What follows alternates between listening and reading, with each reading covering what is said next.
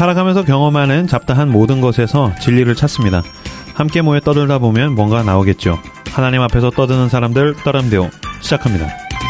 슛볼은 나의 친구, 볼만 있으면 난 외롭지 않네. 슛볼은 나의 친구, 승리의 볼을 향해 꿈을 날리자. 패스 패스 패스, 내 꿈은 축구왕, 세계에서 제일 가는 스트라이커. 패스 패스 패스, 힘차게 달려라 우리의 슛돌이 슛돌이.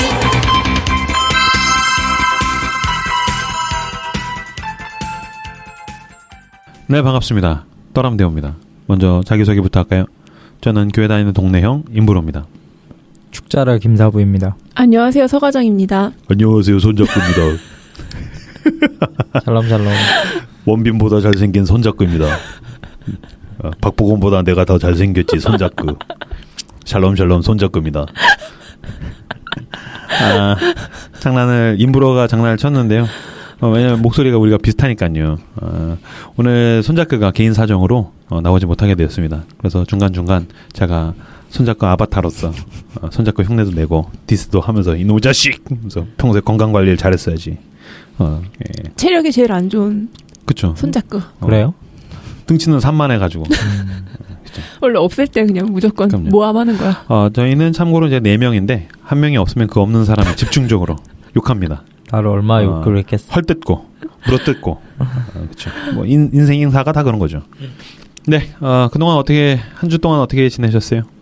저는 이번에 이스라엘 편을 집에서 들었는데 그거를 듣고 나서 교회를 갔는데 마침 목사님 한 분이 졸업여행으로 성지순례를 다녀오셨더라고요. 그래가지고 저는 안 갔다 왔는데 되게 갔다 온 것처럼 어디 지역으로 도셨냐고, 웨스트뱅크 지역으로 이렇게 도셨냐, 아니면 이렇게 중앙에 예루살렘으로 해가지고 이렇게 가셨냐, 뭐 헐몬산에 스키장 갔다 오셨냐, 뭐 아무튼 들어먹은 걸 가지고 온갖 막 아는 척을 했거든요. 근데 제가 그분보다 지역이나 그런 것도 잘 알고, 거기 뭐 예루살렘에 가면은 어디 문까지 들어가봤냐, 그리고 거기 이렇게 나눠져 있고 히잡 쓰고 그런 거 뭐 아냐, 다 그냥 썰을 있는 대로 풀었는데, 와, 이스라엘 언제 갔다 오셨냐고 저한테 그래가지고 뭐 갔다 온 건 아니고 제가 조금 안다고 그렇게 했죠. 그렇죠. 이게 저희 방송에 굉장히 좋은 장점이라고 저도 생각을 해요. 물론 저도 그렇고 저희 패널들도 그렇지만 분명히 이걸 들으시는 분들은 여러분들의 마음속에 숨겨져 있는 지적 허영심을 저희가 채워드릴 수 있을 거라고 생각을 합니다. 진짜 엄청 아는 척을 할 수 있더라고요. 그럼요. 아는 척하는 거 중요하죠. 네. 네, 그렇군요. 아니 뭐 선을 넘는 녀석들? 그게 뭐야? 그 방송이 있더라고요. 국경을 넘어서 여행 다니는 컨셉인데 김구라랑 설민석이랑 뭐 이시영이랑 민호가 요르단에서 이스라엘로 넘어가더라고요. 그때 설민석이 4,000년의 역사를 썰을 풀고 시작을 하더라고요. 그래서 훌륭하다, 서과장. 그렇군요. 성지순례를 시작하면서 아브라함부터 시작했죠. 네. 그렇죠. 구약을 넘어가면서 실신하신 분들 꽤 계실 텐데. 진짜 장난 아니었어요. 그렇죠. 좋았습니다. 서과장님은 어떻게 지내셨습니까? 그냥 열심히 성실히 하루하루 살고 있습니다. 네, 별일 없었군요. 네. 별일 없이 살면 잘 산 거죠. 저희가 지난주에 이제 그 강제여행, 김사부와 떠나는 강제여행 했지 않습니까? 네. 군대. 네. 군대 제가 지난주에 아내랑 이제 뭐 반지를 사려고 그 종로 3가 익선동 뭐 이쪽으로 이렇게 갔는데 거기 헌법재판소가 있더라고요. 저희가 반지 사는 가게가 헌법재판소 옆이었는데 헌법재판소 쪽으로 이렇게 딱 지나가면서 여기 헌법재판소야. 근데 실제로 진짜 그 한 100명 정도 모여 있는데 가운데에 딱 한 명이 저 사람 아는 사람인데라는 느낌. 넓은 이마가 딱 보이는 거야. 누구냐면 박주민 의원이 있죠. 그 변호사 출신의 왜 거지처럼 하고 다니는 그 사람 정말 100명 중에서 가운데 있는 그 사람이 딱 보이는 거야. 나 그 페북으로 패친인가? 하여튼 내가 그 팔로우를 하거든요. 저 사람 박주민이야. 봤는데 이거 뭐지? 왜 이렇게 사람 많지? 기자들도 엄청 많고 그래서 봤는데 그때가 그 양심적 병역 거부에 대한 헌법재판소 판결이 난 그날이에요. 그날 났는데 김사부가 강제여행을 군대로 했지 않습니까? 그래서 이 자식이 1,000원을 타고났구나. 오늘 그런 데다 쓰면 안 되는데. 그렇죠. 어쨌든 뭐 시의적절했다라는 생각이 들었어요. 신기했어요. 뭐 또. 나 그 방송 너무 재밌었어. 아 근데 응. 아무쪼록 많은 여성분들도 재밌었다면 네 재밌었시 뭐라 말이 안 나온다. 저도 그거 사주할 수 있겠더라고요. 진짜로. 너는 여성 팬이 싫구나. 네. 저희 망했어요. 오늘 네. 하는 것까지 하면 이제 그쵸. 네, 끝난 거죠. 콤보.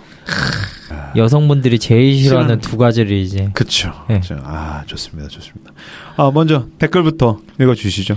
이번 주에도 많은 분들이 댓글을 남겨주셨는데 달려라 하랑이님, 안녕하세요. 호주에서 열심히 듣고 있는 청취자입니다. 팟빵 댓글은 핸드폰 실명 인증이 안 되면 쓸 수 없더라고요. 지금은 한국에 휴가차 있게 되어 실명 인증을 하고 글을 씁니다. 방송 컨텐츠도 너무 좋고 크리스찬으로서 생각할 만한 주제들을 자주 다루어 주시는 것 같아서 너무 재밌게 잘 듣고 있습니다. 웹툰처럼 일주일에 하루씩 기다리는 재미를 주시는 방송입니다. 지난주 임브로님과 함께 여수를 떠났다가 개하에서 만난 젊은 청년에게 빙의가 되어 굴구이만 먹고 저녁에 몰래 도망친 기분이 들었습니다. 이번 주는 서 과장님이 메소포타미아 이야기를 꺼내셔서 살짝 불안했지만 너무 유익하고 흥미로운 방송이었습니다. 좋은 방송 계속해서 부탁드리고 저는 호주에서 열심히 떠람대어를 전파하겠습니다. 네. 호주에서 꽤 많은 분들이 듣고 계시더라고요. 이전에 봤는데. 저희 뭐 세계적인 방송이죠. 아니 그 외국에서 들으시는 분들이 댓글 참여가 어렵대요. 근데 누가 댓글 달고 싶어가지고 길을 쓰고 그 문의 메일에다가 나 하고 싶다 인증해달라 이래가지고 관리자 메일에다가 문의하면은 외국에서도 인증 받으시고 댓글 참여하실 수 있는 걸로 대단하다. 알고 있거든요. 진짜 진심으로 이렇게 댓글 써주시면 저희 진심으로 너무 고마워요. 그리고 여러분들이랑 소통하는 느낌이 들어서 진짜 좋아요. 저희가 지난번에 방송 때 하트 눌러달라고 그때 성지순례 4부 때 3, 4부 때 하트 눌러달라고 그랬더니 하트가 폭발적으로 늘어나가지고 주작인 것 같아요. 그러니까 내가 봐도 이거 서 과장이 계정 한 10개 만든 것 같아. 이거 중국에다 서버 놓고 막 찍으라 그런 거 아니에요? 그렇군요. 네. 또 뭐 댓글 있나요? 댓글 말고 베레베레베님이 메일을 주셨는데 이거 잠깐 읽어드릴게요. 네. 안녕하세요 서 과장님. 이벤트에 당첨도 돼보고 좋습니다. 하핫. 방송 매번 정말 잘 듣고 있고 지금까지 방송 중 저의 베스트는 서 과장님이 진행하신 칼빈 시리즈예요. 자 그만 읽겠습니다. 이거 너무 이거 저도 여기까지만 읽으면 돼요. 네.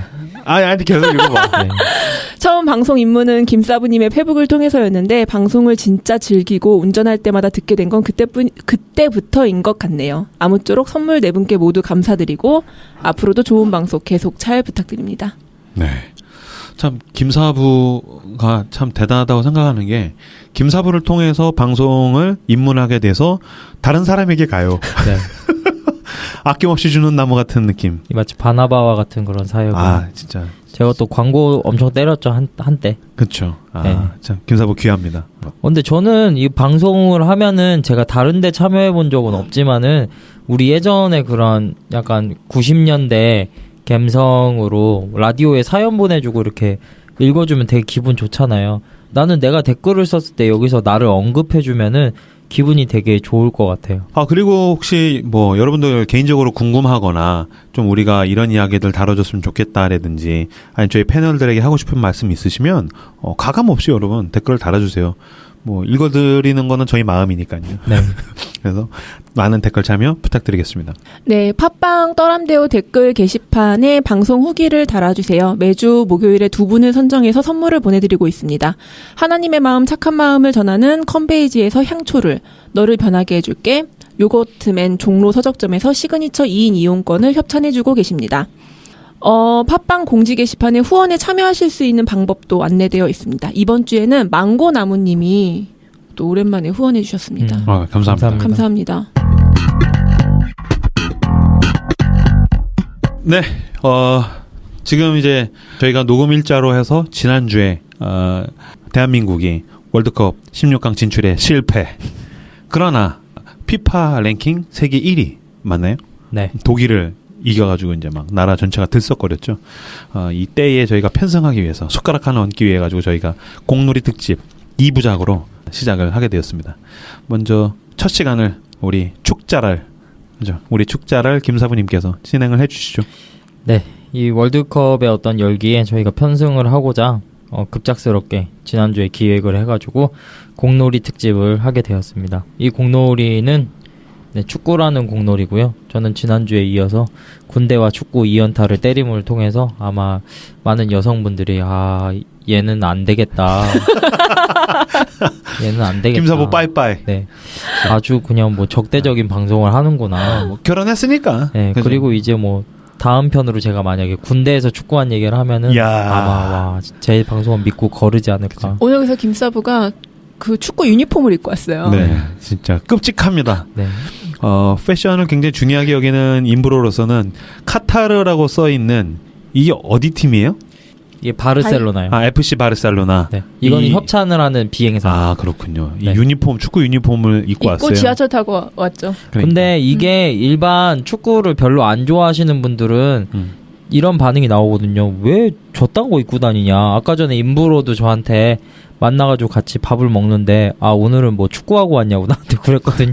나 집에서 왔는데. 아니 나도 오늘 분위기 때문에 집에 있는 남편 축구복을 입고 오려고 생각만 했다가 깜빡했어. 근데 이게 같이 축구를 좋아하는 사람들끼리는 제가 같이 축구를 하는 목사님들이 계신데 한 분이 이제 감독님인데 밥을 사주신다 그래서 저랑 친한 목사님이랑 이제 만나기로 해서 셋이 만났는데 제가 똑같이 입고 갔어요. 오늘처럼. 근데 그 목사님이 딱 저를 보시더니 하는 말이 와, 오늘 왜 이렇게 차려입고 오셨냐고. 네, 오늘 왜 이렇게 차려입고 오셨냐고. 나도 그런 거 있어요. 지나가다가 이제 저는 야구를 좋아하니까 야구 유니폼인데 두산 옷을 입고 이렇게 지나가면 뒤에서 사진을 찍어요. 그리고서 너무 반갑다. 남편한테 사진 보내주고 친구를 만났다. 그렇죠. 저희가 이제 공놀이 특집 2부작이지 않습니까? 네. 2회차 동안 2에피소드로 저희가 진행을 하게 되는데 이번 주가 저희가 이제 축구. 네. 그래서 축자를 우리 김사부님께서 진행해 주시고 다음 주가 야구. 네. 그래서 우리 두산 팬이신 우리 서 과장님이 이제 진행을 해주시잖아요. 유니폼을 봤을 때 이 사람 갖춰 입었다. 배운 사람이구나. 네. 지식인이다. 이런 느낌이 든다고. 좋은 사람이구나. 그러니까 우리 편 유니폼을 입었을 때 저 사람 좋은 사람이구나. 그렇구나. 이런 생각이 들어요. 그렇구나.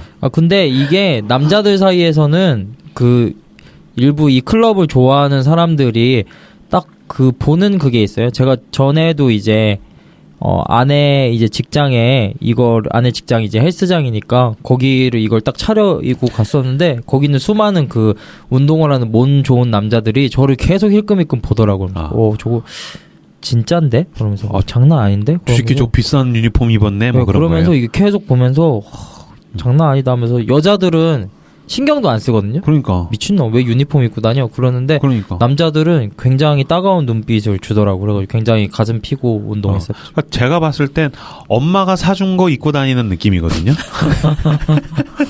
왜 중고등학생들 네. 엄마가 그냥 가다가 옛다 입어라 가지고 그냥 그거 입고 동네 바보가 뛰어다니는 느낌인데 뭐 이거 공개하기는 조금 그렇겠지만 아까 제가 김사부한테 얘기 들었을 때 이 유니폼의 가격을 들었을 때 네. 완전 깜놀.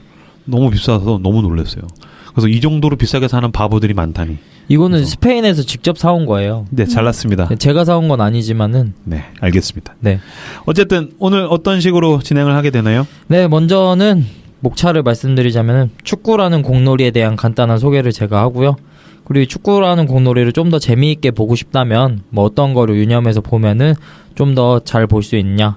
또 그리고 세 번째는 이제 간단하게 배워보는 축구 용어들을 정리하고 뭐 축구와 종류 잠깐 짚고 넘어가고 그리고 뭐 제가 좋아하는 축구 선수들과 축구를 잘한다는 기준이 뭐냐 그리고 마지막으로는 이제 이번 월드컵 경기를 통해서 보는 뭐 명장면들 어떤 장면들을 복귀함을 통해 가지고 축구는 이렇게 보는 거다라고 얘기를 하고 싶습니다.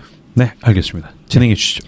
네, 먼저 축구라는 공놀이에 대해서 간단한 소개를 할 텐데요. 게임 방법은 11명 대 11명이 나와가지고 공 하나를 가지고 상대편 골대가 있는데 거기다가 넣으면은 1점이에요. 그냥 잔디에 공 하나 던져놓고 뛰어다니는 거죠. 네. 그러니까 내가 그래서 축구를 안 좋아해요. 그러니까 지금 김사부는 축자랄이고요. 인부로는 축알못입니다. 전 축구 정말 안 좋아하는데 왜 안 좋아하냐면 22명이 있는 그 그라운드에다가 공을 하나를 주는 건 너무 비합리적이라고 생각해요. 이 야구도 그러잖아요. 아니 그래도 야구는 던지는 놈과 때려야 하는 놈 둘이서 공을 주고받는 거잖아. 그러니까 그런 기회라도 있으면 모르겠는데 이건 22명에서 공 하나 주고 한 22명 정도 되면 공 5개 던져줘야 되는 거 아니야? 근데 야구는 그 공 조그만한 거 하나 잡으려고 뒤에 다 서 있잖아요. 아 몰라. 난 축구를 보면은 그러니까 야구는 뭔가 정적이고 뭔가 합리적인 뭐 이런 느낌이 드는데 축구는 약간 야만? 야상 약간 와일드해 더. 야성적이고 나쁘게 말하면 야만적인 느낌? 아, 왜냐면 내가 축구를 싫어하게 된 계기가 초등학교 5학년 때 축구를 했는데 제가 100m가 되게 느리거든요. 웬 놈이 공을 들고 뛰는데 아무리 달려가도 잡을 수가 없어. 1시간을 뛰었는데 공 한 번 건드려보지를 못하는 거야. 그래서 이제 제가 농구를 하게 됐거든요. 농구는 이제 5명이서 하니까 패스라도 이렇게 손으로 주고받으면 되는데 이건 발로 하니까 뭐 어떻게 조절도 잘 안 되고 너무 힘들더라고. 근데 이 축구나 농구 같은 스포츠가 보면은 직접 이제 몸이랑 몸이 부딪히잖아요. 네. 그래서 굉장히 격한 면이 있어요. 뭐 그쵸. 테니스나 탁구, 뭐 야구만 해도 직접적으로 부딪히지는 않는 공방이잖아요. 그러니까 좀 더 젠틀하게 갈 수 있는데 이 축구나 농구 같은 거는 몸이 일단 부닥치면 굉장히 격해지는 스포츠인 건 분명한 것 근데 같아요. 격해지는데 농구 경기를 볼 때는 막 이렇게 나 너무 아파 이렇게 엄살을 과하게 피는 모습을 별로 못 보는데 그치. 축구는 아이고 나중에 이러고 떼굴떼굴 구르잖아요. 그치. 난 그게 네. 너무 꼴 보기가 싫더라고. 아, 근데 그거를 전술의 하나고 맞아. 그러니까 네, 알려줘요. 그게 축구의 하나라는 건 알겠는데 그래서 그게 약간 젠틀하지가 않다 이런 느낌이 드는 거예요. 아, 그리고 축구는 나는 일종의 진짜 그 전쟁 같다고 생각해요. 왜냐면 전속력으로 뛰잖아요. 그러니까 전속력으로 뛰다가 부딪히니까 진짜 뭐 어디 아작나겠는데 저럴라면 차라리 UFC를 하지 이종격투기를 하지 뭐 이런 생각도 들기도 하거든요. 네, 어쨌든 뭐 11명이서 11명 대 11명의 공 하나를 가지고 이렇게 하는 운동이고요. 네. 규칙이 있어요. 선이 있는데 그 선 밖으로 나가면은 손으로 던져야 돼요. 드로링을 해야 돼요. 드로잉. 드로링을 해야 되는데 상대편 너 발음 이상해. 스로인. 드로잉. 네, 드로잉 뭐 스로인 이러는데 네. 이제 양쪽 가로선에서 나가면은 스로잉이고 이제 맨 상대편 골대 쪽 끝으로 나가면은 코너킥이 되죠. 아, 옆으로 튀어나가면은 드로잉이고 네. 그다음에 그 골대가 있는 그 선 바깥으로 나가면은 이제 골키퍼가 공으로 차는 거죠. 그러니까 만약에 상대편이 우리 편 골대에서 바깥으로 내보냈다. 그러면은 골킥이 되는 거고 그쵸, 우리 편이 내보냈다. 그러면은 이제 양쪽 코너로 가서 코너킥을 올릴 수 있게 되는 그쵸. 거죠. 네. 이 스로잉도 반칙이 있어요. 아, 스로잉에 반칙이 있어요? 네, 반칙이 있어요. 이게 머리 뒤로 해가지고 앞으로 이렇게 포물을 그리면서 던져야지 올바른 거고 이렇게 머리를 안 넘어오고 여기서 이렇게 슉 팔에 스냅으로 던진다. 그러면 다 반칙이에요. 아 왜요? 스로잉 반칙이에요. 몰랐다. 아, 그래요? 그러면은 농구에서 패스를 하듯이 가슴에서 손을 쭉 뻗어 밀어서 던지면은 그건 반칙이죠. 야구하듯이 그래요? 던지면? 반칙이죠. 한 손으로 던지는 것도 안 되고. 네. 아, 그래서 그 머리 뒤에로부터 포물선을 그리면서 양손으로 던지는 이유가 그거군요. 근데 사실 이 스로잉 반칙을 일반 프로 경기나 뭐 월드컵에서 거의 찾아볼 수가 없죠. 그럼 스로잉으로 직접 골대에다 골을 넣으면? 골이 돼요. 아, 진짜로? 네. 오. 스로잉은 참고로 이따 얘기하겠지만 업사이드 반칙에 걸리지 않아요. 업사이드 반칙에 걸리지 않아요. 근데 이거는 이제 동네 축구에서 이제 처음 축구 잘 못하는 사람들이 스로잉 할 때 네. 반칙을 많이 하게 되죠. 그러니까. 근데 실제 경기에서는 저도 본 적은 한 번도 없어요. 네. 그리고 뭐 상대편 진로를 발로 맞거나 뒤에서 태클을 하거나 손으로 잡거나 뭐 대가리를 때리던가 싸대기 때리거나 손에 공이 맞거나 하면은 파울이에요. 그 파울이 일어난 자리에서 프리킥을 줘요. 자유롭게 찰 수 있는 킥을. 그래서 잘하는 애들은 그 프리킥으로 바로 골인으로 연결시키기도 하죠. 네. 옛날에 뭐 그 잘생긴 베컴 같은 애가 그런 거 잘했다고 알고 있는데. 네. 데이비드 그렇죠? 베컴의 존이 있었죠. 그렇죠. 우리나라에서도 이천수인가요? 네. 걔가 한번 그런 거 해가지고서. 네, 이천수 선수도 사실 프리킥을 되게 잘 차는 선수였죠. 근데 이제 한때 프리킥으로 조금 이제 논다고 이제 인터뷰할 때 망언을 해가지고 내가 이제는 베컴보다 잘 차는 것 같다. 그래서 이제 네티즌들이 저 새끼 혁컴이다. 혁컴이다. 혀로는 베컴보다 잘 찬다 그래가지고 혁컴, 혁찬수 뭐 이런 식으로 그렇군요. 비아냥거렸었죠. 혁천수. 네. 네. 그리고 이 반칙이 페널티 에어리어라는 선이 있어요. 골대 앞에 이렇게 그어진 네모난 박스. 네, 네모난 박스 그 안에서 일어났을 때는 페널티킥을 주죠. 그렇죠. 그래서 우리나라가 이번 월드컵 때 페널티킥을 네. 먹은 거죠. 네, 페널티킥을 주곤 하죠. 그리고 또 하나 중요하게 아셔야 되는 규칙이 업사이드. 업사이드 뭔지 알아요? 알죠. 뭐예요? 그러니까 그러니까 그 수비수보다도 더 앞에 있는, 들어가 있는 거지. 선수에게 패스를 하면 안 되는. 그러니까 그거 저 초등학교 때인가 그 축구할 때 그거 많이 했던 것 같아요. 뭐냐면은 공격수인데 골키퍼 옆에 서 있는 거죠. 상대편 골키퍼 옆에 서가지고서 야 인마 너 심심하지? 막 있다가 야 빨리 패스해 가지고서 공 날라오면은 제가 이제 골 차가지고 듣고 얍삽이. 근데 이제 실제 축구에서는 이게 수비수보다 더 안으로 들어가 있으면 업사이드라는 거잖아요. 근데 만약에 그 골키퍼가 네. 원래 업사이드 반칙은 최종 수비 뒤에, 그러니까 마지막 수비 뒤에 그 수비보다 공격수가 한 발이라도 앞서 있으면은 그 사람은 업사이드 반칙에 걸리거든요. 골키퍼를 제외하고. 네, 골키퍼를 제외하고. 근데 최종 수비수가 이만큼 나가 있는 상태에서 내가 골 찬스에 실패해가지고 골키퍼가 이제 차려고 하는데 내가 옆에 있어요. 근데 골키퍼가 삑사리가 나와가지고 나한테 차버렸다. 그건 업사이드가 아니에요. 그렇죠. 자기 편한테 패스를 네. 받았을 때만 업사이드지. 상대편으로부터 공을 받았으면 업사이드가 아니란 거죠? 네. 근데 그 규칙 되게 복잡하더라고, 업사이드 규칙이. 이것저것 되게 그렇구나. 디테일로 들어가면은. 근데 제일 간단한 거는 어쨌든 최종 수비 뒤에 공격이 가 있으면 안 돼요. 그리고 하프라인에서는 업사이드 룰이 적용이 안 돼요. 맞아. 무슨 말이냐면은 우리나라가 독일전 할 때 마지막에 주세종 선수가 노이어의 볼을 빼앗아가지고 앞으로 뻥 찼잖아요. 그 골키퍼 공 뺏어서 찬 거 말한 거죠? 네, 근데 손흥민이 최종 수비수보다 앞에 있었거든요.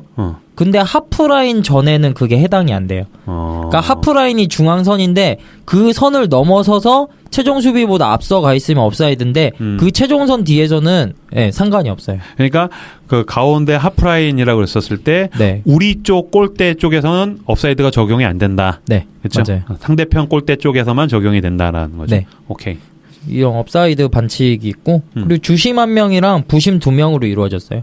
주심은 이제 주로 돌아다니면서 이제 그런 반칙 같은 것들을 불고 프리킥 위치 정해주고, 부심은 아까 말했던 업사이드 반칙이 사실 주심이 못 보거든요. 그렇겠죠. 왜냐하면 가로선상에서 이렇게 직선으로 봐야지 보이기 때문에 그 부심이 사이드 쪽에서 일어나는 반칙이랑 업사이드를 정확하게 분별을 하죠. 그래서 주심은 그 경기장 안에 까만 옷 입고 돌아다니는 심판 얘기하는 네. 거죠. 그 옛날에 어떤 축구 게임이었는데 축구 게임에서 축구 선수가 날려차기를 할 수가 있어요. 네. 근데 상대편만 날려차기를 하는 게 아니라 주심도 날려차기로 때릴 수 있는 게임이 있었어요. 판타스틱한 게임입니다. 네, 그래서 열심히 주심한테 날려차기를 했던 기억이 납니다. 근데 이번에 월드컵을 보니까 우리 입장에서는 되게 편파적이었잖아요. 그렇죠. 근데 그러니까 심판의 파워가 야구보다 훨씬 세더라고요. 좀 더 뭔가 독불장군식이었어. 그치. 심판 말이 곧 법이죠. 그러니까 야구에서는 심판이 뭐 이렇게 해도 이렇게 항의하는 절차가 약간 조금 합리적으로 있는데 축구는 거의 절대적인 거예요. 그리고 어쨌든 룰이 있지만은 그 안에서 심판의 성격에 따라서 굉장히 파울을 많이 부는 심판이 있고 이제 간당간당하게 부는 심판이 있는데 이제 많이 불면은 날려차기 해도 날려차기. 네, 많이 불면은 경기가 조금 안 격해져요. 안 격해져. 근데 불어야 될 부분에서 저건 파울이 맞는데 하고 안 불잖아요. 그러면은 게임이 격해져요. 그렇구나. 왜냐면 그렇게 해서 딱 이 정도 선을 긋는 건데 이 정도 선인데 파울을 안 부네? 나도 똑같이 해야지 가서 까고. 그러다 보면 계속 해가지고 부상이 일어나게 되거든요. 근데 이걸 자주 불어줘가지고 자꾸 이렇게 하면 안 된다. 경고 나온다. 이렇게 해주게 되면은 선수들 스스로도 조심을 하기 때문에 심판이 조절을 하는 거죠.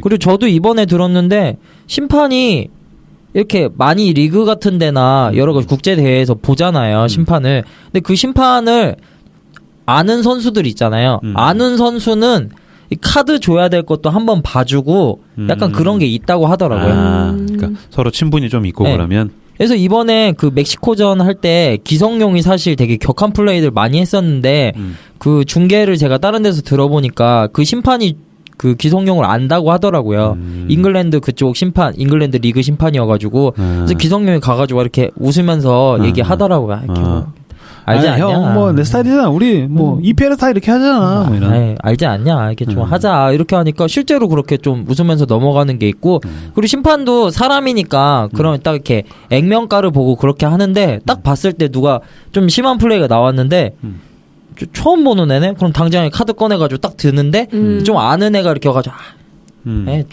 한 번만 맞아. 이렇게 하면은 그래 넘어가자 이렇게 하는 국에 있다고 하더라고요. 뭐 사람이니까 재밌었어요. 그럴 네. 수 있겠죠. 그리고 뭐 축구 그라운드의 크기는 가로 105m에 세로 68m. 뭐 굉장히 긴 편이죠. 그리고 지금 하고 있는 대회는 월드컵이잖아요. 네. 월드컵은 4년에 한 번씩 하는데 뭐 굵직굵직한 축구 대회가 있어요. 주로 이제 UEFA라고 유럽 축구 연맹에서 주관하는 대회인데 유에파? 네, UEFA 유럽 축구 연맹. 오. 제일 큰 연맹이죠. 그러면 그 유럽 안에 들어있는 그 리그들이 그 안에 네. 다 속해 있는 거예요? 네. 여기서 이제 주관하는 큰 대회가 4개가 있는데 첫 번째 챔피언스 리그. 이름 이거는 들어봤어요. 유럽의 각 리그에서 상위권 성적 팀들이 모여서 경쟁하는 대회예요. 그러면은 영국 리그, 뭐 스페인 리그 얘네들이 다 와가지고서 거기서 각축을 벌인다는 얘기예요? 그러니까 각 이제 유럽 연맹에 속해 있는 클럽들 중에서 상위 이제 몇 프로들만이 모여가지고 유럽에서 세계 최고 클럽이 어디냐 하고 자웅을 가리는 거죠. 재밌겠다. 어차피 뭐 아시아나 그런 데는 게임 자체가 안 되니까 그치. 이게 엄청 진짜 박빙이에요. 대단한 대회죠. 예. 대단한 대회. 그래서 뭐 이탈리아 리그를 세리아 A, 독일 리그를 분데스리가, 그리고 영국 리그를 EPL, 그리고 그 스페인 리그를 프리메라 리가, 그래서 라리가 이렇게 부르는데 주로 이쪽에 있는 팀들이 참여해가지고, 그쵸. 예. 왜냐면은 이런 챔피언스 리그 같은 대회가 없으면은 사실 각 나라 팀들이 만날 기회가 없거든요. 그래가지고 뭐 궁금하잖아요. 그치. EPL에는 뭐 맨유가 있고 맨시티 같은 팀이 있는데 얘네가 만약에 레알 마드리드랑 바르셀로나랑 붙으면 누가 이길까? 그치. 얼마나 궁금해. 네. 호날두랑 뭐 이렇게 누가 붙는 거 한번 보고 싶다. 이런 것들에 대한 기대감을 충족시켜주죠. 김사부는 어디 걸 주로 보고 어디 팬이에요? 저는 스페인에서는 레알 마드리드.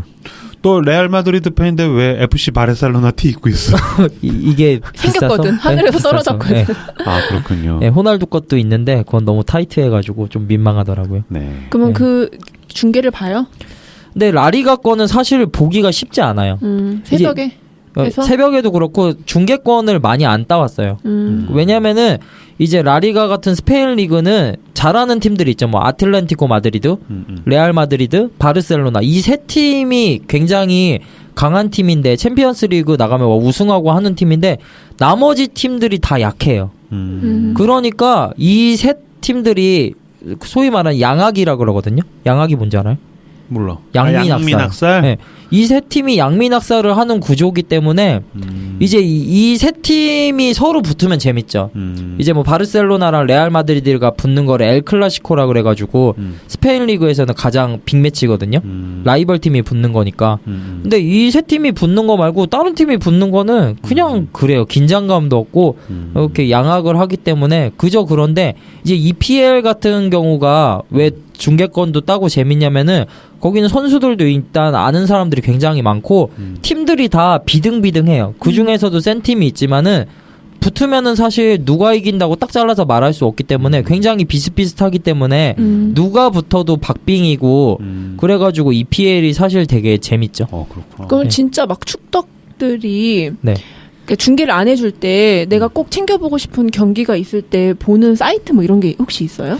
뭐 아프리카 TV 같은 데에서도 개인적으로 그렇게 방영을 해주는 데도 있고 주로 스포 TV나 그런 데에서도 해주기는 해줘요. 중계권을 따가주는데 다 해주지는 그러니까 않죠. 다 안 해주는 경기를 볼 수 있는 방법이 있나? 뭐 유료 결제하면 볼 수 있죠. 유료 결제해가지고 하면 되는데 사실 뭐 라리가나 그런 데서 바르셀로나나 레알이나 아틀레티코 마드리드 하는 거는 보겠는데 우리가 소위 말하는 쩌리팀 2개가 하는데 아는 사람이 아무도 없는데 그거를 보고 싶지는 않죠. 그러니까 웬만한 덕후라도 그 프로팀의 모든 경기를 보기는 힘들겠죠.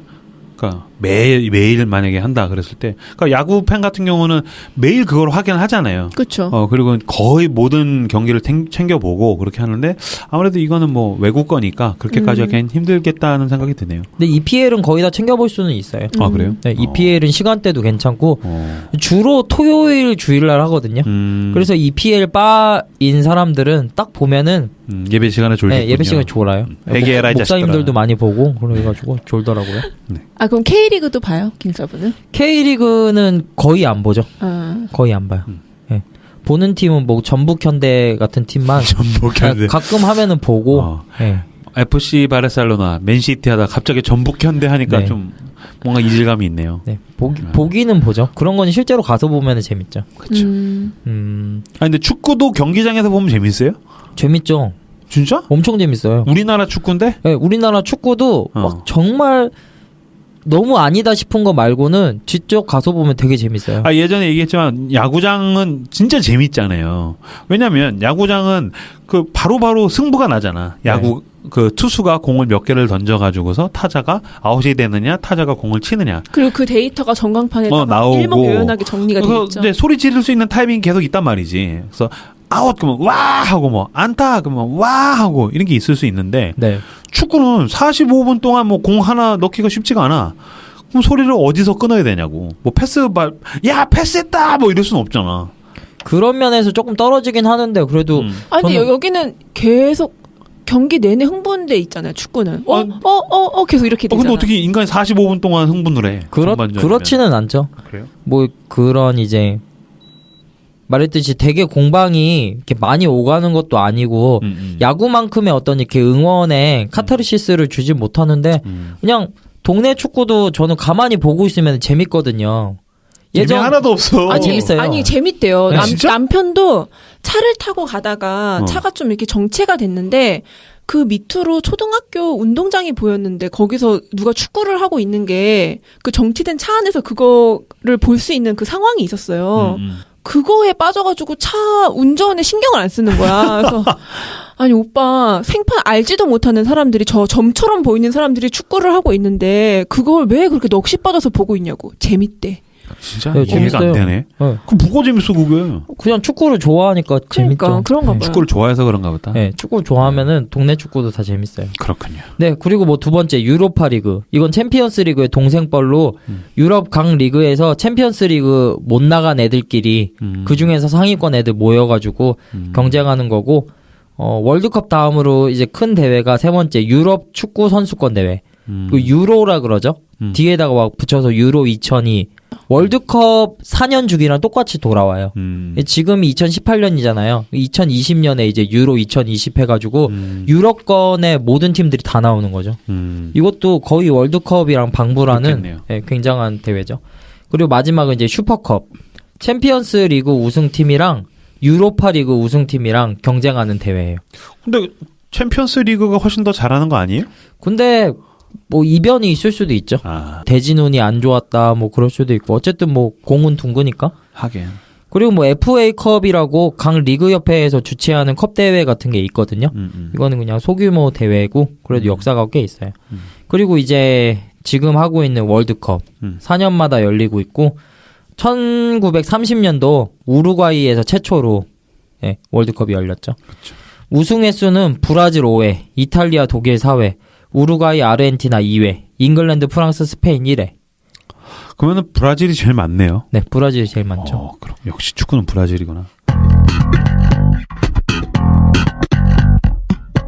그래서 뭐 이런 식으로 축구에 대해서 간단하게 얘기를 했고, 자 그렇다면은 그냥 축구가 사실 11명이 나와가지고 막 공 이쪽 저쪽 차고 막 그러는데 어떻게 하면은 좀 더 재밌게 볼 수 있느냐? 먼저는 저는 포메이션이랑 시스템을 조금만 알면은 좀 더 재밌게 볼 수 있다라고 설명을 해드리고 싶어요. 포메이션이랑 시스템이 뭐예요? 일단 시스템은 축구 전술을 이해하기 위한 언어인데 이 시스템을 작동시키기 전에 포메이션을 짜야 돼요. 포메이션은 뭐냐면은 뭐 들어보셨을 4, 3, 거예요. 뭐 442, 뭐 이런 거. 352, 뭐 4231, 뭐 이런 식으로 축구 경기에는 반드시 이런 포메이션이 등장을 해요. 그러니까 수비수랑 공격수를 몇 명씩 어떻게 배치할 것이냐 이걸 포메이션이라고 한다는 거죠. 네. 앞쪽에서부터가 수비예요. 4, 2다 그러면은 수비 4명, 미드필더 4명, 뭐 공격수 2명. 그래서 이런 시스템은 전술을 이해하기 위한 언어의 역할을 담당을 하는데 뭐 예를 들면은 442에서 442 시스템에서 오른쪽 사이드 백이다. 그러면 이제 4가 수비라 그랬잖아요. 네. 그럼 오른쪽 수비를 얘기를 하는 거죠. 그러면 이 사람이 무슨 역할을 하냐라고 했을 때 일반적인 이제 선수들한테는 그게 인식이 있는 거죠. 공격을 할 때 이제 측면을 따라서 전진을 하면서 수비시 또 측면을 막아야 되고 센터백 뒷공간을 커버해야 된다는 그런 의미를 가지고 있는 거죠.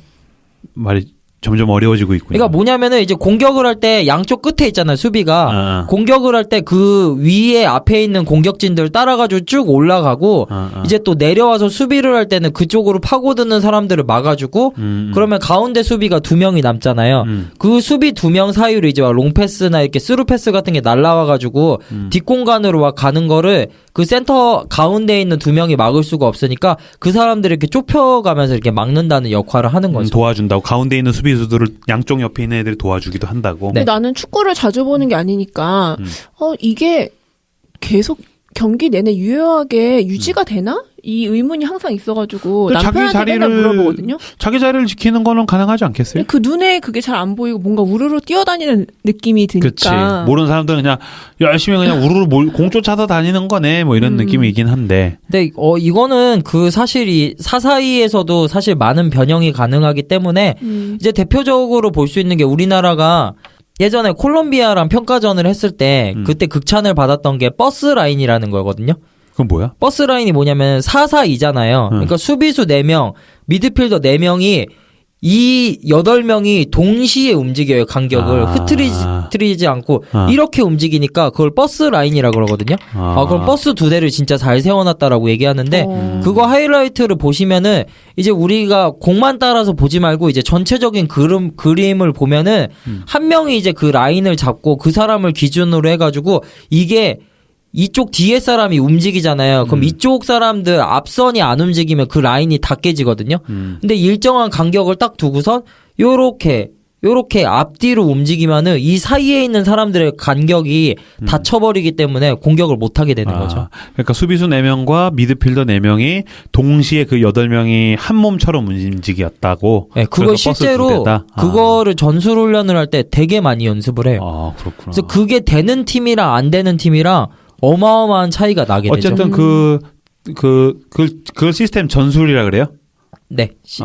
그거를 잘 해야지 어쨌든 그 팀이 잘하는 거다라는 거죠. 우리나라가 콜롬비아 전 때 잘했는데 월드컵 때 이 라인이 개판이었어요. 그렇구나. 왜냐면은 그렇게 일제히 움직여야 되는데 만약에 이렇게 생각을 하면서 뒤에 4명은 일자로 서 있는데 앞에 4명이 이 간격을 유지하지 않고 4명 중에서 한 명이 튀어나와가지고 지 혼자 앞으로 나가고 이 가운데 한 명은 뒤로 빠졌어요. 그럼 그 사이에 공격수들이 들어가 있으면은 그 사이사이로 패스를 주니까 여기가 뚫렸으니까 여기 끝에 있는 사람들이 막으려고 오면은 또 이쪽에 공간이 난 대로 상대편은 파고들고 하면서 그 진영이 깨지게 되면은 엉망이 되어버리게 되는 거죠. 어쨌든 뭐 청취자분들은 이제 듣기만 하니까 조금 어려우실 수 있겠지만 진영을 잘 유지해야지 어쨌든 그게 전술에서 좋다는 거죠. 자기가 책임져야 될 대략의 영역이 있는 거죠.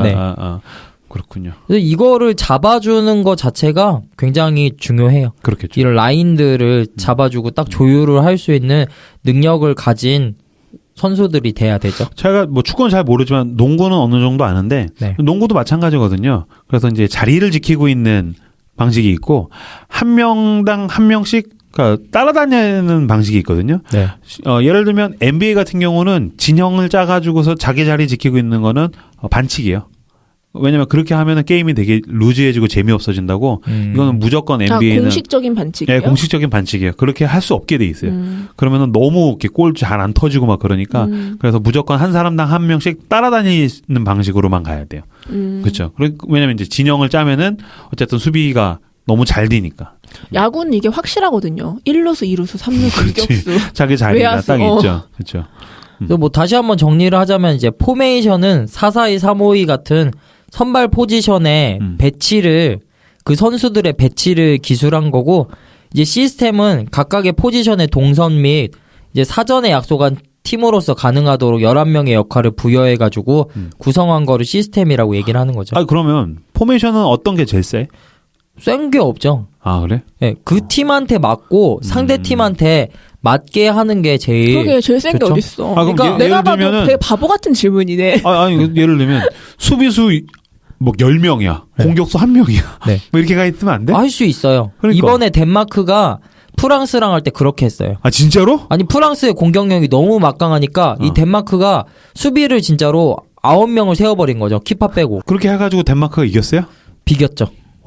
비겼구나. 거죠. 그 덴마크 에릭센이라고 지금 손흥민이랑 토트넘에 같이 있는 선수가 있는데 걔가 엄청난 피니셔예요. 그러니까 피니셔라는 게 뭐냐면 공이 왔을 때 확실하게 마무리를 져가지고 골을 넣을 수 있는 선수이기 때문에 걔 한 명이 확실하게 공격수고. 피니시를 할 수 있게 하고 나머지는 프랑스가 다수야? 공격력이 막강하니까 그러니까 그거를 다 차단을 하고 역습형으로 아예 간 거죠.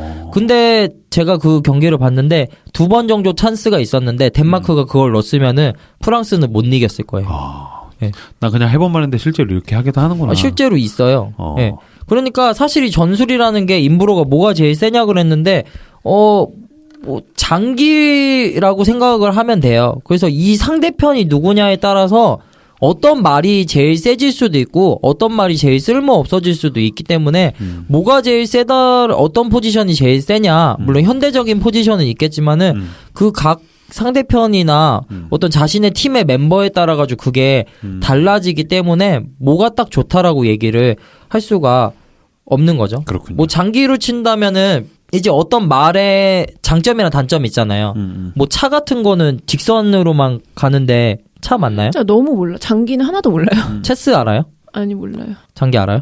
난 알지. 네. 차 같은 경우는 이제 직선으로 쭉쭉 가는데 횡이 안 되잖아요. 그치. 그런 거랑 마찬가지로 우리나라로 친다면은 이번에 사람들이 손흥민 선수를 보면서 쟤는 왜 수비 가담을 안 하냐, 더 내려와야 되는 거 아니냐. 근데 그거는 정말 그 멍청한 말이죠. 손흥민은 수비 가담을 하면 안 돼요. 걔는 우리나라는 일단 아까 말했듯이 선수비 후공격이거든요. 우리나라가 선 공격을 할 수 있는 팀이 안 돼요. 그러니까 공격을 잘하지 못하니까 네. 공격보다 먼저 수비를 우선시한다. 그러니까 맞고 나서 카운터 어택으로 골을 넣어야 되는데 그 카운터 어택을 성공시킬 수 있는 유일한 선수가 손흥민인데 그 선수는 지금 90분 내내 뛰어야 되는데 그 선수는 그러니까 수비수나 미드필더처럼 이렇게 상대편한테 바싹 붙어가지고 수비를 하면 안 되고 그냥 견제 정도만 가까이 가주는 정도만 느낌만. 하면서 네, 계속 이제 체력을 안배해놨다가 그 한 방을 터트려 주기 위한 선수거든요. 근데 그 얘를 수비를 가담 안 한다고 이상하다 못한다라고 얘기를 하면은 안 되는 거죠. 호날두 같은 애도 마찬가지예요. 걔는 수비를 할 필요가 없어요. 그치. 네, 수비 가담을 잘생겼으니까. 네. 그래서 이제 각 선수의 그런 개성을 잘 살려가지고 그러니까 어떤 말을 어떻게 쓸 것인가 이 상황에서 그렇게 하는 거를 전술이라고 할 수가 있죠. 네. 그래서 뭐 은혜로운 적용이라고 하면은 이제 한국 교회는 어떤 교역자들을 사용하는 데 있어서 전술 없는 축구를 하고 있다. 이게 뭐가 은혜로워 이게. 네. 그러니까 그냥 이제 교역자들의 특징, 뭘 잘하냐, 이 사람이 어떤 걸 탁월하게 할 수 있느냐, 그거랑 필요 없이 그냥 하향 평준화해가지고 초등부부터 시작해. 이렇게 뭐 이거부터 시작해. 뭐 이렇게 뭐 신방, 뭐 이렇게 전화 그런 식으로 회기라 해버리니까 이 사람이 진짜 잘할 수 있는 게 있는데 그 사람을 수비시키는 거죠. 네. 이 사람은 반면에 수비를 되게 잘하는 사람인데 이렇게 됐으니까 뭐 목사 됐으니까 공격해야지 하고 공격을 시킨다던가 그냥 전술 없는 축구하고 있다. 뭐 그래. 네, 알겠습니다. 김사부의 의견. 네, 이건 김사부의 의견입니다. 죄송합니다. 그래서 뭐 이제 장기 같은 경우는 아까 말했던 듯이 이제 뭐 그 두는 기사가 고민 끝에 이제 수렵된 전술이 뭐 전술을 사용하기 때문에 실행 단계에서 사실 실패가 일어나기가 쉽지 않잖아요. 뭐 숙달이 된 거니까. 근데 축구에서는 경기를 뛰고 있는 11명의 그런 어떤 두뇌와 인격을 가진 사람들에 의해 가지고 일어나는 거기 때문에 예측할 수 없는 수많은 경우의 수들이 일어나게 되는 거죠. 그러니까 나 이번에 깜짝 놀랐어. 어떻게 독일을 이기냐고. 네. 우리나라가 피파 랭킹 50위가 넘는다면서요. 네. 근데 독일은 세계 1위 아니야. 네.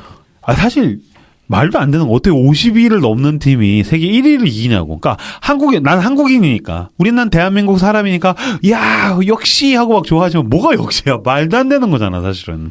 아니 우리 카톡방에서 인브로가 3대 0이라고 해서 내가 우리가 3인가요? 이렇게 그러니까 3대 0 예측한다 그래서 우리가 3인가요? 그랬더니 엄청 저를 비난했잖아요. 그럼요. 말도 안 되는 거지. 근데 남편이랑 그 경기를 볼 때 축구든 야구든 약간 그게 스트레스예요. 왜? 그러니까 아는 거야. 우리는 현실적으로 독일한테 안 돼. 그러니까 이길 수 없어. 되게 비관적으로 봐.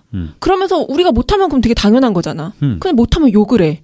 그게 스트레스인 거예요. 같이 약간 우리는 못하지만 뭔가 기적을 바라면서 으쌰으쌰 아름답게 나는 경기를 보고 싶은데 아 남자들은 이래서 안 돼. 이런 생각을 제가 그날 했단 말이에요. 난 차라리 못하니까 못해도 된다고 저는 생각을 해요. 그래서 난 아무 기대가 없어. 왜냐면 우리나라 K리그가 인기가 없잖아. 그러니까 우리나라에서 축구가 일상적으로 그렇게 막 많은 투자가 이루어지거나 막 그렇게까지 활성화된 스포츠가 아니야 평소에는. 근데 월드컵만 되면은 굉장히 높은 성적을 기대한 것 자체가 난 되게 허황되다고 생각을 하고, 그럼에도 불구하고 그 허황된 기대를 충족시킬 때가 있거든.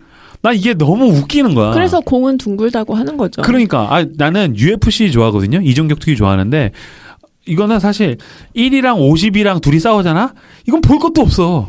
뭐 1분 안에 1위가 51위를 꺾지. 근데 50위가 1위를 이길 수 있다라는 면에서 이게 축구의 물론 묘미겠지만 참 골 때리는 것 같아요. 근데 이게 아까 말했듯이 임브로가 말씀하신 것처럼 축구에도 1위랑 50 차이가 나는 팀이 있어요. 이를테면 독일이랑 뭐 사우디나 그런 데가 붙었다. 걔네는 안 돼요. 왜 안 돼? 왜냐면은 우리나라가 독일을 이길 수 있었던 거는 사실 손흥민이라는 공격수가 있었기 때문이었거든요. 그 손흥민이란 공격수가 우리나라 사람이지만 우리나라 피파 랭킹 점한치 있는 애지만은 손흥민은 EPL 탑 클래스 공격수거든요. 그렇게 잘해? 네, 그 한 명을 독일 수비수가 보면은 손흥민이 공을 잡으면 두세 명이 견제를 해요. 그랬어? 그리고 손흥민이 너무 빨라가지고 걔가 이제 헛다리 한번 딱 짚고 제끼면은 그건 뭐 EPL에 있는 세계 최고의 축구 선수들도 알면서 못 막는 거니까.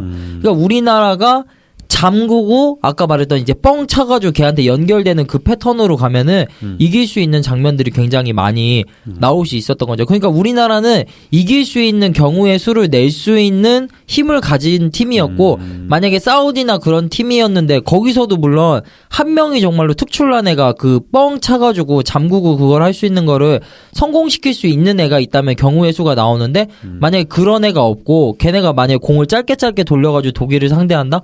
그거는 안 되는 거죠. 네.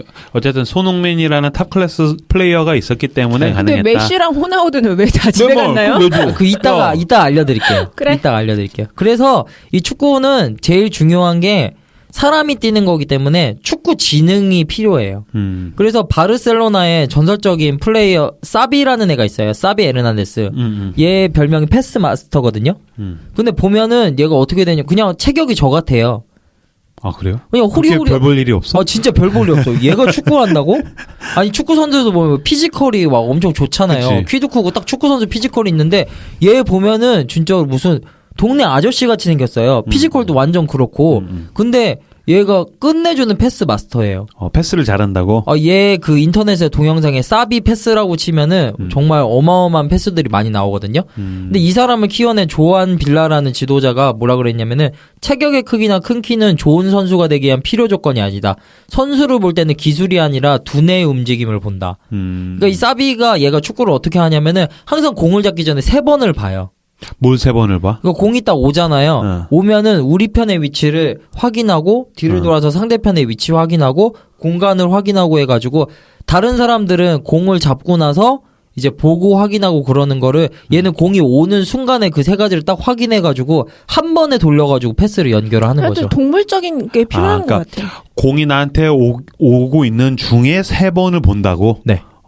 그래서 이거를 일본에서 얘가 너무 잘하니까 한번 우리가 뭐 어떤 영상 같은 거 만들어 보기 위해서 테스트를 하고 싶다 그래가지고 머리에다가 이렇게 액션캠 같은 거 그걸 씌워놓고 얘를 경기를 하게 했는데 그 액션캠을 보면 진짜 어지럽거든요. 걔가 계속 돌려요. 계속 고개를 돌리면서 계속 돌리면서 거예요. 이거를 근데 돌리는 게 근데 김사부 네가 여기서 아무리 고개를 돌려봤자 청취자들은 아무것도 몰라요. 그러니까 유튜브에 그거 미어캣 같았어. 그러니까. 아니 그게 그 사비 일본이라고 치면 나오거든요.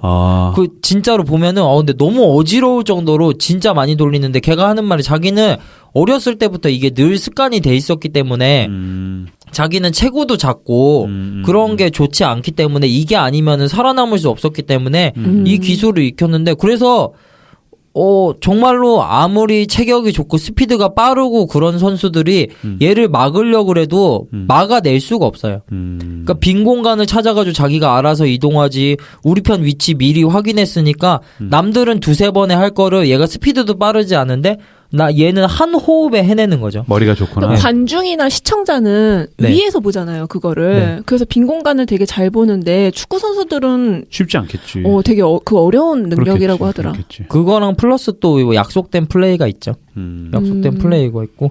그래서 이제 뭐 그런 식으로 이제 전체적인 시스템이나 포메이션에서 자기의 위치나 그런 내가 뭘 해야 되는구나. 여기서 그거를 제일 잘 아는 선수가 제일 잘하는 사람이에요. 아무리 뭐 열심히 뛰고 그런 건 다 필요 없이 합리적으로 이제 뛰면서 잘할 수 있어야 되는 거죠. 피지컬을 넘어서는 무언가가 있다. 네. 흔히 얘기했을 때 이제 센스라고 네. 하는 네. 그런 게 있다는 거죠. 오케이. 그래서 축구는 피지컬로 하는 것도 아니고 사실 뭐 축구할 때 사실 달리기 빠른 사람이 잘한다고 생각하잖아요. 근데 심지어 달리기도 안 빨라도 돼요. 근데 공격수는 빨라야 되잖아. 공격수는 물론 어느 정도는 빨라야 되겠죠. 개 빨라야지. 근데 막 개빠르다고 또 다 잘하는 것도 아니더라고요. 그치. 네. 뭐 그렇게까지 빠르면 뭐 육상을 해야지. 그래서 이제 11명 전원의 머릿속에 동일한 전술적 이미지가 그려질 때에 서로 발이 맞고 이제 하나가 될 때에 그 하나가 될 때 11명이 팀이 되고 굉장히 강해지는 거죠. 그래서 최고의 시스템이란 팀 전술을 수행하기 위해서 11명의 장점을 극대화시키는 반면 단점을 최소화로 해가지고 숨길 수 있는 시스템을 말하는 거죠. 이러한 시스템의 개념을 이용해가지고 선수들에게 전술을 이해시키고 훈련을 통해서 본능적 수행이 가능한 수준까지 끌어올리는 일이 바로 축구 감독이 해야 할 일입니다.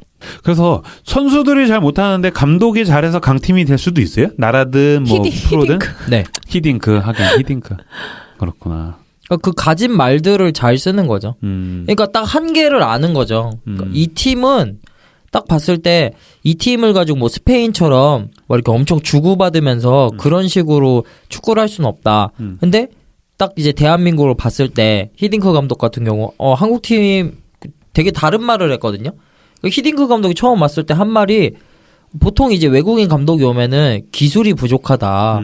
이런 기술적인 면들을 강화해야 된다라고 얘기를 하는데 히딩크 감독은 한국은 기술은 충분하다.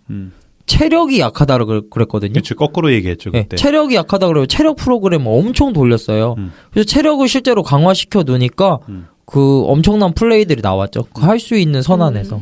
그렇지. 왜냐면 이제 우리나라에서 월드컵을 했는데 상대편이 기술을 걸려가면 관중들이 소리를 질러서 겁을 주니까. 네. 우리나라는 체력만 있으면 돼. 농담입니다. 그래가지고 어떤 감독을 만나느냐에 따라서 뭐 실제로 그런 경우가 되게 많아요. 그 전 팀에서는 얘 엄청 죽쓰던 애였는데 다른 팀으로 와가지고 좋은 감독이랑 전술을 만나가지고 그 위치에서 하니까 진짜 어마어마한 플레이어가 되는 경우. 난 궁금한 게 야구는 유명한 감독들 있잖아요. 네. 흔히 이제 명장이라고 불리는 사람들이 있어. 네. 근데 왜 축구에는 없어? 왜 우리나라 감독 중에서 축구 감독 중에 다 욕만 처먹고 나가는 거야. 하나같이 다 욕만 처먹어. 국가대표 감독이 됐는데도 하나같이 욕만 처먹어. 왜냐면 야구는 이제 뭐 세계 야구 선수권 대회 같은 게 있잖아요. 뭐 이제 물론 그래봐야 이제 아시아 나라들 중심으로 하는데 그래서 이제 우리나라 프로 야구 감독이 가면은 야 명장이다 대단하다 뭐 이런 감독이 있다니 막 그래서 박수를 받는 감독들이 있는데 우리나라 뭐 이번에 신태용 감독뿐만이 아니라 우리나라 사람이 축구 감독이 되면 다 욕만 엄청나게 먹어. 뭐 일단 우리나라가 축구를 그렇게 잘하는 나라가 아니고. 그래서 그런가? 네, 그리고 뭐 결과적인 면도 그렇고 사실 우리가 뭐 축구의 역사가 되게 오래된 게 아니잖아요. 뭐 그런 면에서 되게 축구 시스템이 사실 발달된 나라도 아니고 시스템에 문제가 있을 수 뭐 있죠. 그 독이든 성배죠 뭐 성배도 아니죠 뭐 그냥 독잔이죠 뭐 그걸 먹는다는 욕 먹으려고 하는 거죠. 그렇군요. 그러면 여기까지 하시고 네. 잠깐 쉬었다가 나머지 2부에서 또 우리 축구 공놀이 함께 진행하도록 하겠습니다. 잠깐 쉬시죠. 네.